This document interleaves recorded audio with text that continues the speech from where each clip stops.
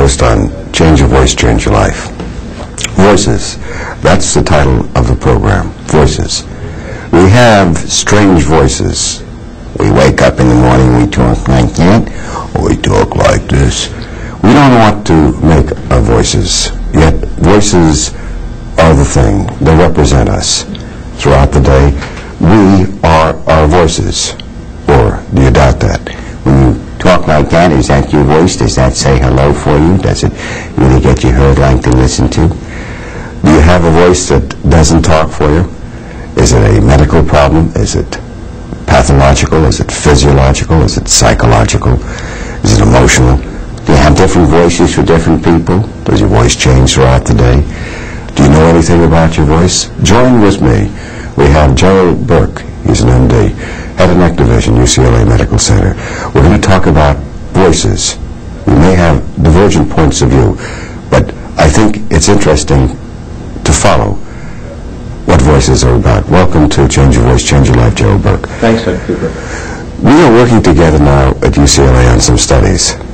We have a small study going on there, as you know, studying some patients with spastic dysphonia to see the efficacy of voice therapy. Mm-hmm. Your position on spastic dysphonia, incidentally, is it's the strangled voice. It's, when you hear it, you know you've heard that voice. When you first heard that voice, what impression did you have first hearing it?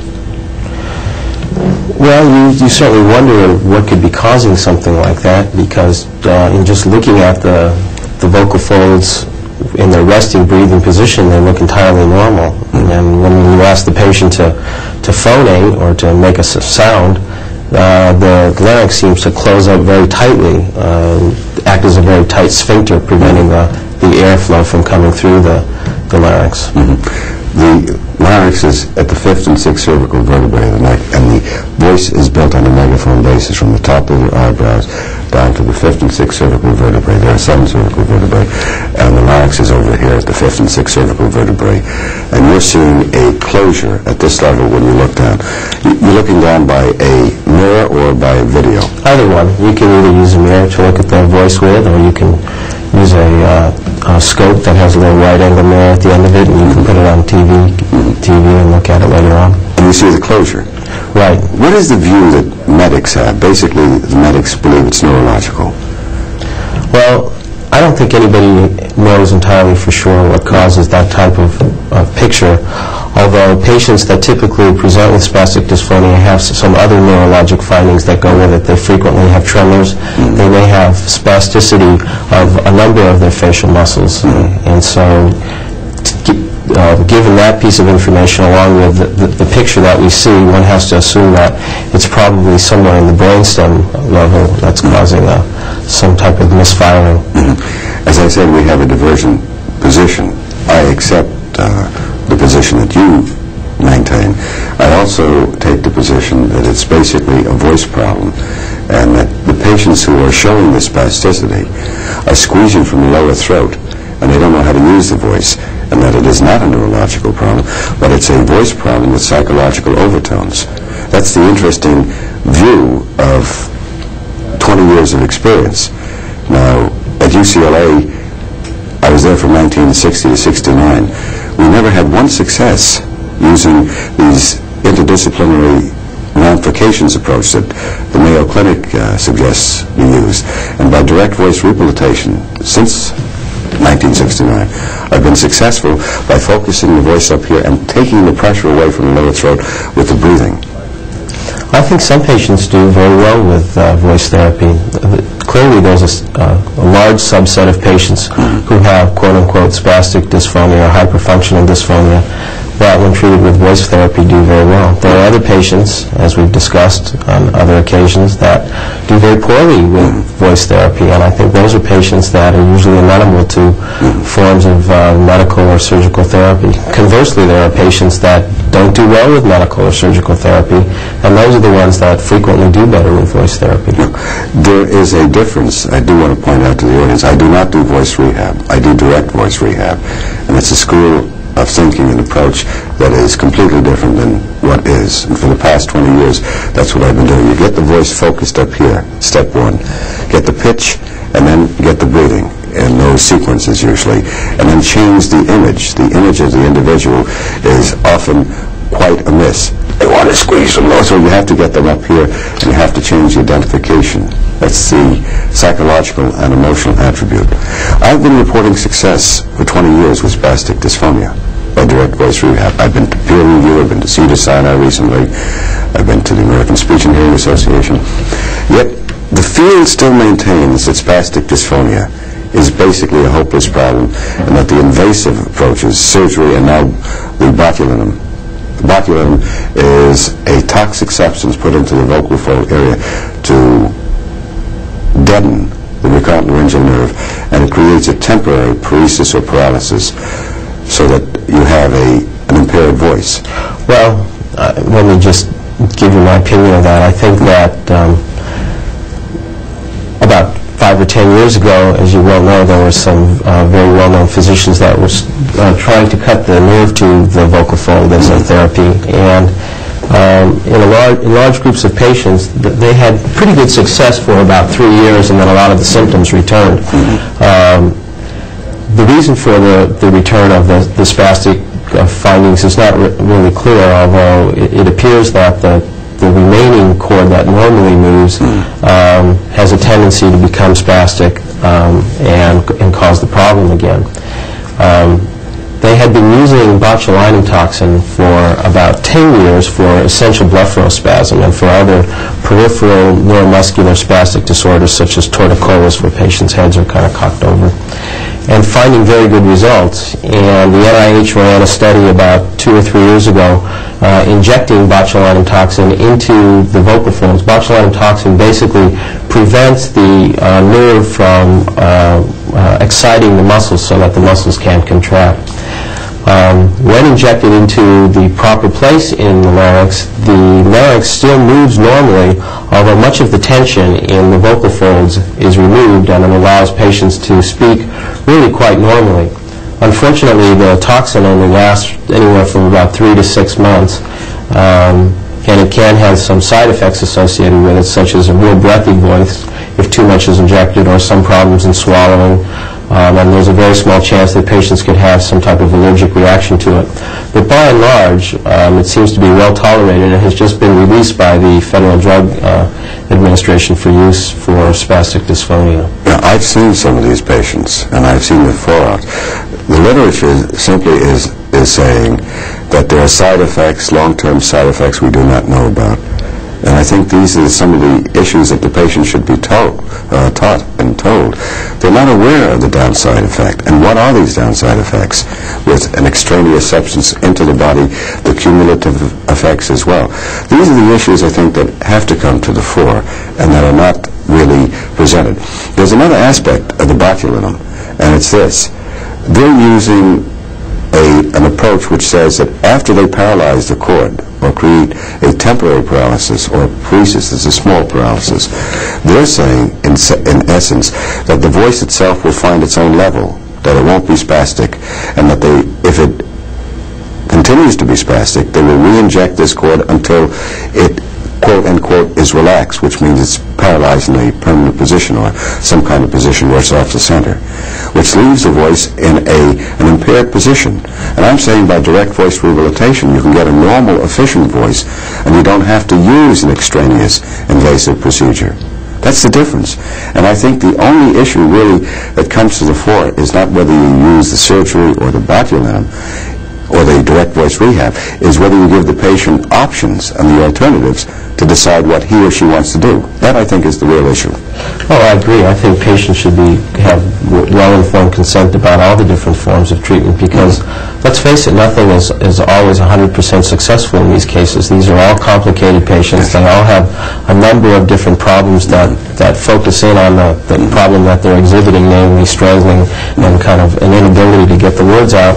And really a multidisciplinary approach in terms of a voice therapist, and a medical doctor, I think sometimes can be more effective than just one alone. And so I don't really know what direct voice rehab is, Dr. Cooper, but I do know that I've seen some patients of yours that seem like they've done very well. I've sent you some of my patients, and they seem like they've done very well.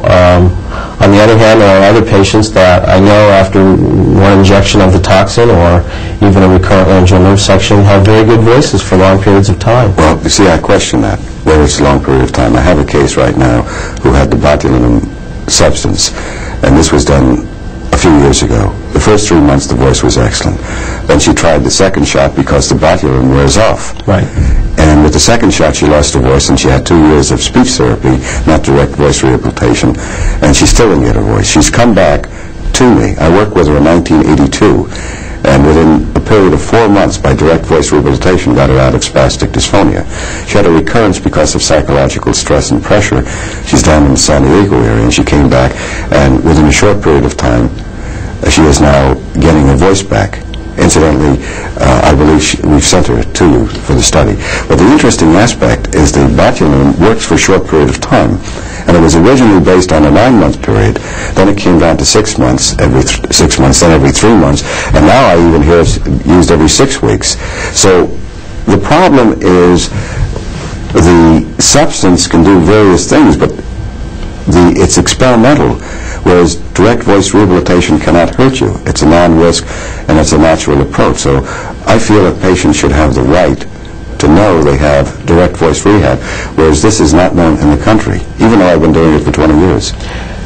Well, experimental is a very broad word, and it's hard to really put your finger on what you mean by that. But clearly the toxin has been used for over 10 years on essential blepharospasm and has been used for over 3 years on treatment of spastic dysphonia with really a very low incidence of side effects. And I think it's a safe medicine, and I think it's effective. And patients that come to see us at UCLA are informed that they have a number of different choices which they can try. And a lot of them choose nothing, let's face it. Some patients figure it's better than going through voice therapy with botulinum toxin or surgery, and I'll just live with this problem. And there are a lot of worse things that can happen to you than a weird-sounding voice in some respects.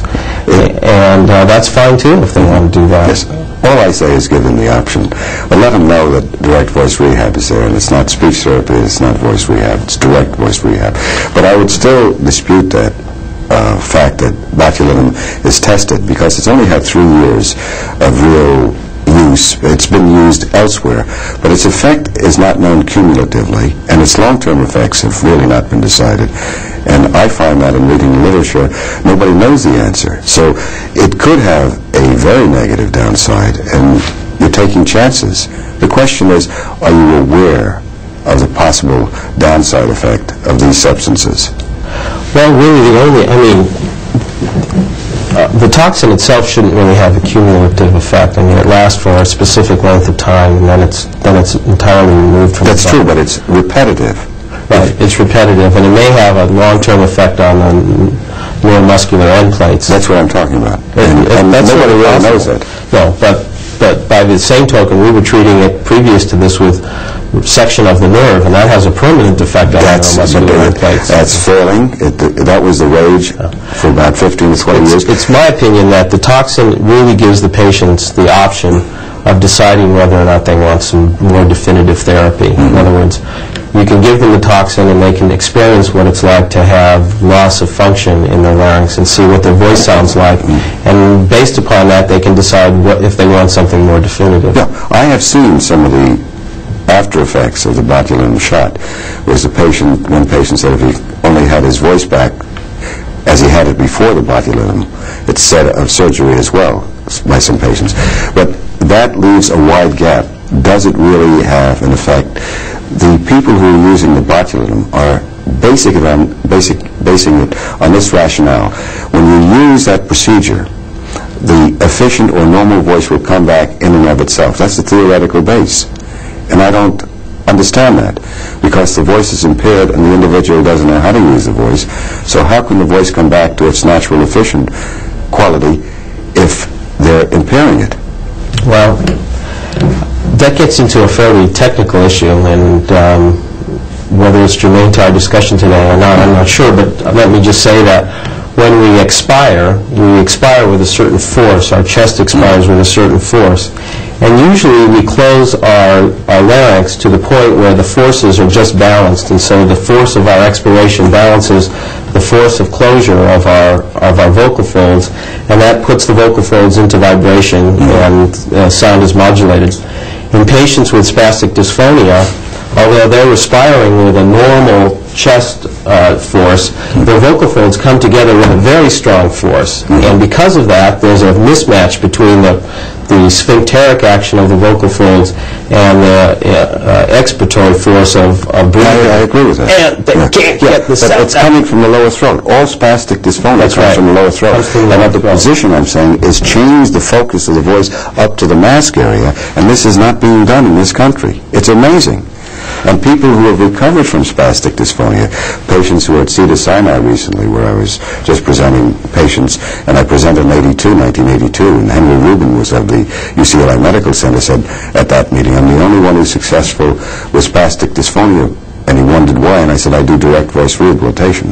The sphincteric is here, and they have to put the voice up there, and they're misusing the voice.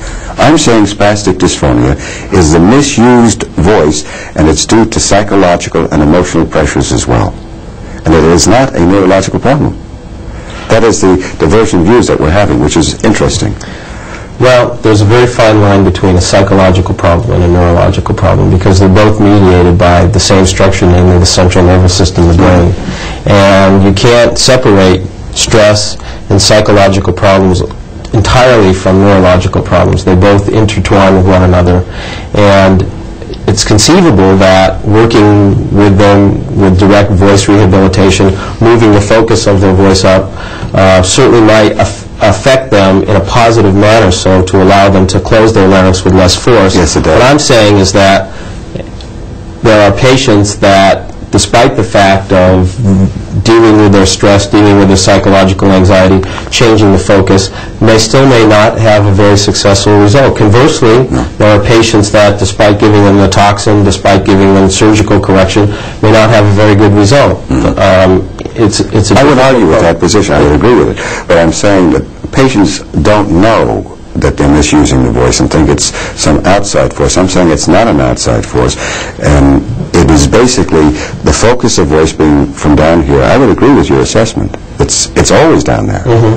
It is, and you can't use the word never always. You're told that. In this case, it is always in the lower throat. The squeeze is always in the lower throat. Right, I'll agree with that. Sure. And the breathing is often misused. It is reverse breathing. It is lack of breathing. They don't have any midsection support. The normal person, you or I, and you do too, has midsection air support. But the individual with spastic dysphonia or a voice problem often reverses it or has a poor midsection air support, so they're squeezing from the lower throat. And what I do is I change the voice up here with a very simple procedure. It's so simple that patients who've recovered over the years have said the same thing. The litany is it's too simple to believe, yet it works. I'm always surprised that patients that develop spastic dysphonia develop it in a very short period of time. You can develop it overnight. Overnight, just about. And that's kind of a medical conundrum, because it's hard to explain why somebody can be talking normally one day and the very following day have a very... No, I would say that depression can bring the voice down, psychological, emotional concern, anxiety. Any kind of tension goes into the lower throat. That's the barometer. And another factor is, I would say, not only can it occur overnight, the majority of cases I've seen of spastic dysphonia over a 30-year period are gradual onset. They're not overnight, but there are the overnight cases. And they have misuse of the speaking voice. They want a lower pitched voice. They want a certain type of voice. They want to push their voice from the lower throat. They let tension, pressure, and anxiety push the voice down there. I think it's hard to decide what comes first, the chicken or the egg. And they may even come both at the same time. Clearly, patients that develop voice problems have a tremendous amount of psychological overlay. They have difficulty with their job, talking on the telephone, relationships with their family and friends, and communicating. And so there's a large functional overlay that's set on top of any problem, whether it be a physiologic abnormality, a neurologic problem, and it's hard to separate them because they all become part of the same problem. Yeah. Which is the first and which is the end. I would say that if you change, and we have found this, if you change the mechanical pattern, I'm saying spastic dysphonia is a mechanical pattern per se. Mechanical pattern per se. If you change it from the lower throat and have the breathing and put the voice up here, you can then decrease and eliminate the emotional, psychological attribute. Now, there are patients who are psychological in nature who have will to talk down there or don't want to talk. They're in a very small minority. But the vast majority don't know they're talking in the lower throat and don't know emotional and psychological pressures that put the voice down there and need to get a voice lift, voice up here. And then when you change the voice, the emotional and psychological pressures disappear and they're off and running. It's an interesting area. And it's fascinating because these patients have recovered. A Dr. Don Dotson was at Stanford University. He was told basically it's hopeless, and he came down here from the San Francisco area some years ago and recovered his voice. I worked with him on direct voice rehab, and he was interviewed in the LA Times with Beverly Bayette. He still has an excellent voice as his years after therapy. This is true of Reverend James Johnson. Now, those are clearly people, though, that had the type of a disorder that could be treated effectively by your techniques. I think there are other patients, and I think you would have to admit that probably have other problems associated with it that aren't going to be amenable just to direct voice rehabilitation. Gerald Burke, you're absolutely right. I am not saying that direct voice rehabilitation is the panacea for all. And the reason for that is that there are a number of people who want magic now. They believe in surgery, they believe in botulism, they believe in the magic. And direct voice rehab may take time.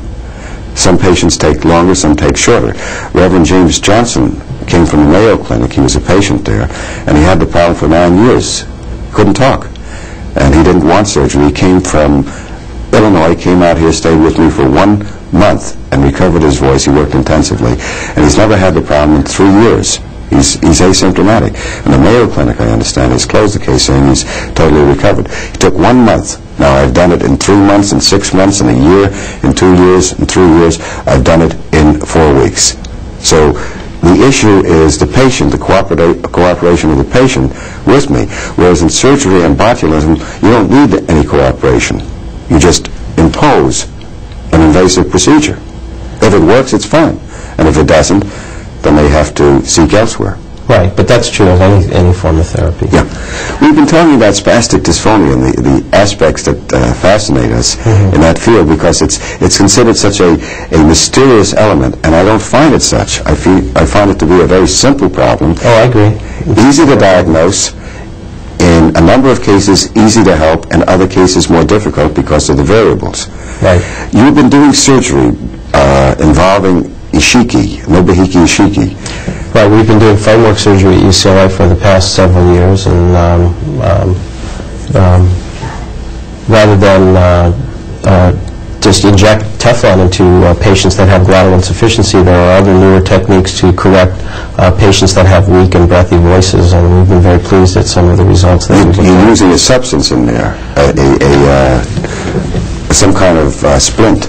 No, actually I use autogenous material. I just use cartilage to move over. I don't particularly like to use elastic, which is like plastic. Why are you doing the surgical procedure on these patients?